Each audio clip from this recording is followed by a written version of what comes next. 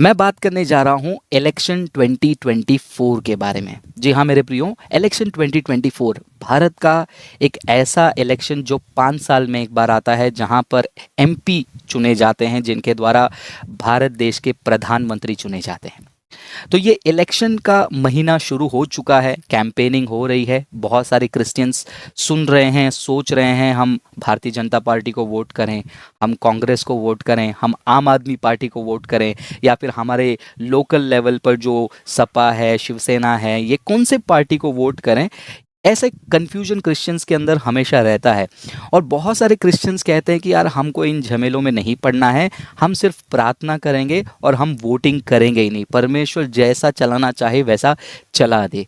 तो ये एक ऐसा बहुत बड़ा कन्फ्यूजिंग स्टेट है कलीसियाओं में, पास्टर्स में और विश्वासियों में, जहाँ पर इलेक्शन को सीरियसली नहीं लिया जाता है, प्रार्थना तक सीमित कर दिया जाता है। तो इस वीडियो में मैं आपको शॉर्ट कुछ एडवाइस देना चाहूँगा, क्रिश्चियन होने के नाते, क्रिश्चियन कम्युनिटी में रहते हुए इस इलेक्शन 2024 को आपको कैसे देखना है। सबसे पहले Christian churches, pastors, bishops, evangelist जो भी हैं, एक छोटा विश्वासी जो वोटिंग करने के लिए एलिजिबल है, उन सभी से मेरा रिक्वेस्ट है कि ये 2024 के इलेक्शन को आप बहुत ज़्यादा सीरियसली लीजिए।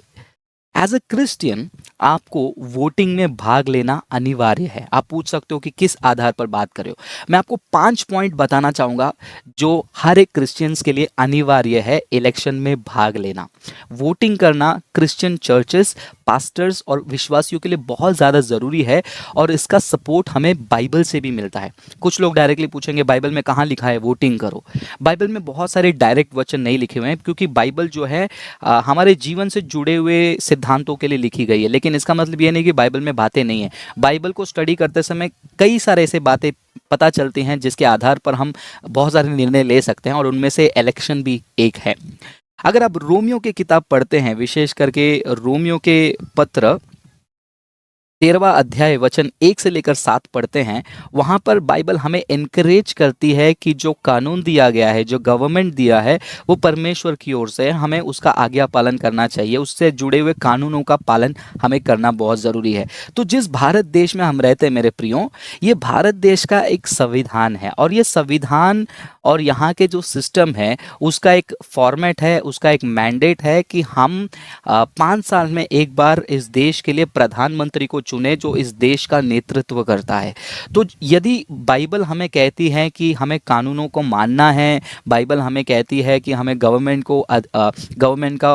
को ओबे करना है, और कॉन्स्टिट्यूशन हमारे लिए जो बुनियाद है इंडिया के लिए, तो उस कॉन्स्टिट्यूशन में लिखे हुए बातों के कारण हमें क्या करना पड़ेगा, इलेक्शन में भाग लेना बहुत बहुत ज़रूरी है। तो सभी क्रिश्चियन से मैं रिक्वेस्ट करता हूं कि आप इलेक्शन में भाग लीजिए, आप वोट करिए। चाहे आप कोई भी कंट्री में बैठे हुए हैं, आप किसी दूसरे राज्य में बैठे हुए हैं, आप प्लीज़ इलेक्शन के टाइम में जाइए। आपका इलेक्शन अधिकार को, वोटिंग अधिकार को आप मिस मत करिए, क्योंकि ये मिस करना परमेश्वर के वचन के खिलाफ जाना है।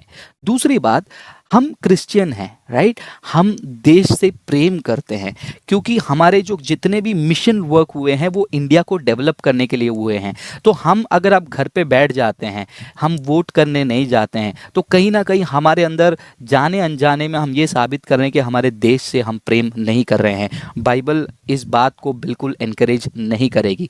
तीसरा पॉइंट, अगर आप चाहते हैं कि हमारे देश में लगातार उन्नति हो, जैसे देश बढ़ रहा है, देश में इन्वेस्टमेंट आ रहा है, तो आपको वोट करने जाना। आपका होगा कि अरे मैं तो प्रार्थना करके बैठ जाऊंगा, बिल्कुल नहीं, आपको आगे बढ़ना होगा, आपको वोट करना होगा, क्योंकि आपके वोट से जो है इस देश की नीतियों में बदलावट आ सकती है। परमेश्वर देखिए लोगों को इस्तेमाल करेगा जब इस्तेमाल करना है, लेकिन परमेश्वर ने आपके हाथों में, आपके जो उंगली में जो अधिकार दिया है, उसका इस्तेमाल भी आपको करना बहुत ज़रूरी है। चौथा, अगर आप किसी पॉलिटिकल पार्टी को देखकर कहते हैं अरे ये तो बहुत बुरा है, ये तो बहुत विरोध है, क्रिश्चियन को परेशान करते हैं, मैं ऐसा करूं वैसा करूं, ये सारे चीज़ों को आप साइड में रखिए एक सेकंड के लिए। बाइबल हमें कहती है कि अगर कोई तुम्हारा दुश्मन भी है तो उस दुश्मन के लिए तुम प्रार्थना करो। तो आप ये मत कंफ्यूज हो जाइए कि जो भी पॉलिटिकल पार्टी आएगी वो वही करेगी। 10 साल से ये गवर्नमेंट है, उसके पहले वो गवर्नमेंट है, ये गवर्नमेंट रिपीट होगी या पहले वाली आएगी, सब लोग आते हैं क्रिश्चियन को परेशान करें। ये सारी चीज़ों को आप एक सेकेंड साइड में रखिए, बहुत क्रिटिकल है। लेकिन उसी साथ बाइबल हमें कहती है कि हमें तकलीफ देने वालों के लिए भी हमें प्रार्थना करना है। तो आप प्रार्थना ज़रूर करें, प्रार्थना पूर्वक आप आगे बढ़ें। अगर आप कहते हैं कि मैंने प्रार्थना कर लिया है ब्रदर, लेकिन दिल ऐसा ऊब गया है कि मैं अब कांग्रेस को भी वोट नहीं करूंगा, बीजेपी को वोट नहीं करूंगा, या फिर मैं आम आदमी को नहीं करूंगा, शिवसेना को नहीं करूंगा, या सपा को नहीं करूंगा, ये एक्स वाई जेड पार्टी जो भी है इसको मैं नहीं करूंगा। अगर बोलकर आप घर पे बैठते हो तो आप बिल्कुल गलत कर रहे हो। लेकिन कुछ क्रिश्चियंस क्या करते हैं मालूम है, ठीक है बाइबल के अनुसार मुझे जाना पड़ेगा, वोट करना पड़ेगा, तो मैं जाऊंगा, लेकिन मैं नोटा दबा दूंगा। नोटा का मतलब होता है कि कोई भी पार्टी को मैं जिताना नहीं चाहता हूँ। मैं नागरिक होने के रूप में मैं इलेक्शन में मैंने भाग लिया है, लेकिन मैं नहीं चाहता हूँ, मैं कोई जिम्मेदार नहीं हूँ। ये कैसा है मालूम है, ये उसी प्रकार है जैसा कि एक जिम्मेदारी से हाथ धो देना कि भाई मैं ये जो गड़बड़ी हो रही है उस गड़बड़ी में मेरा कोई लेना देना नहीं है, क्योंकि मैंने ना इस गवर्नमेंट को वोट किया ना उस गवर्नमेंट को वोट किया, क्योंकि ये थॉट मेरे अंदर भी एक टाइम पे था, और शायद से मैंने एक दो बार नोटा किया भी होगा। एक एक बार तो मुझे याद है मैंने किया था, उसके एक्स वाई जेड रीज़न है, बहुत फ़नी रीज़न है, वो कभी और मैं चर्चा करूँगा। लेकिन वोट नहीं करना और वोटिंग में जाकर नोटा करना भी जो है सेम टू सेम है। क्यों?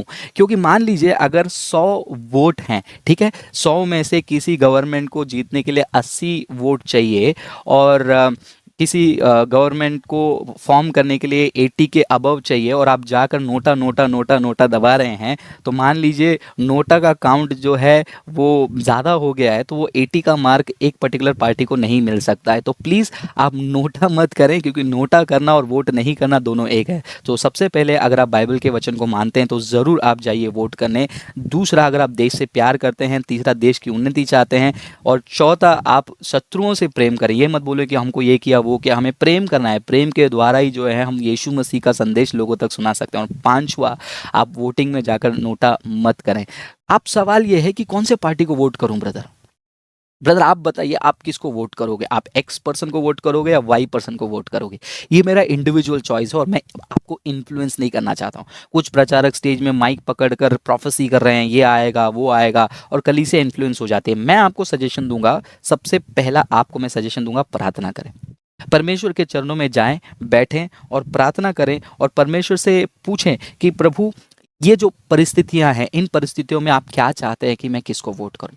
दूसरा, एनालाइज करें। पहला प्रे, सेकंड एनालाइज। एनालाइज करिए कि हमारे भारत देश में जो सिचुएशन चल रहे हैं वो सिचुएशन कैसे हैं, अभी का गवर्नमेंट कैसा है, पहले का गवर्नमेंट कैसा है, ये सारी चीज़ों को आप मतलब एनालाइज करिए। न केवल ये सोचिए कि कलीसिया का हाल क्या है, आप सबका सोचिए। भारत में हिंदुओं का परिस्थिति, बुद्धिस्ट का परिस्थिति, मुस्लिम्स का परिस्थिति, जॉब्स की परिस्थिति, ये सारी चीज़ों को एनालाइज करें। फिर उसके बाद प्रार्थना पूर्वक आप आगे बढ़े। और आगे बढ़ते समय ये भी आपको देखना है कि जिस लोकेलिटी में मैं हूँ, उस लोकेलिटी में जो जीतने के लिए या फिर उम्मीदवार खड़ा है इलेक्शन में, सॉरी, वो उम्मीदवार मेरे लोकेलिटी के लिए क्या कर सकता है। एक नेशनल चेहरा को देखकर आप अपने लोकेलिटी को मत बिगाड़िए। आप अपने लोकेलिटी में वो व्यक्ति आपके लिए क्या कर रहा है, आपके लोगों के लिए क्या कर रहा है, उसके आधार पर भी आप आगे वोट कर सकते हो। और अल्टीमेटली एक लास्ट पॉइंट बोलकर इस विषय को मैं समाप्त करूंगा कि चाहे कुछ भी हो जाए, इतना याद रहे, परमेश्वर की मर्जी के बिना कुछ नहीं होता है। अगर परमेश्वर चाहता है तो ये पर्टिकुलर गवर्नमेंट आएगा या फिर ये पर्टिकुलर गवर्नमेंट आएगा। परमेश्वर नहीं चाहते हैं तो ये जो गवर्नमेंट है वो नहीं आएगा, या फिर वो गवर्नमेंट है वो नहीं आएगा। ये परमेश्वर कंप्लीटली उनके कंट्रोल में है। कोई भी परमेश्वर के कंट्रोल से बाहर नहीं कुछ कर सकता है। तो आप बोलेंगे कि परमेश्वर के कंट्रोल में सब कुछ है तो मैं क्यों जाऊँ?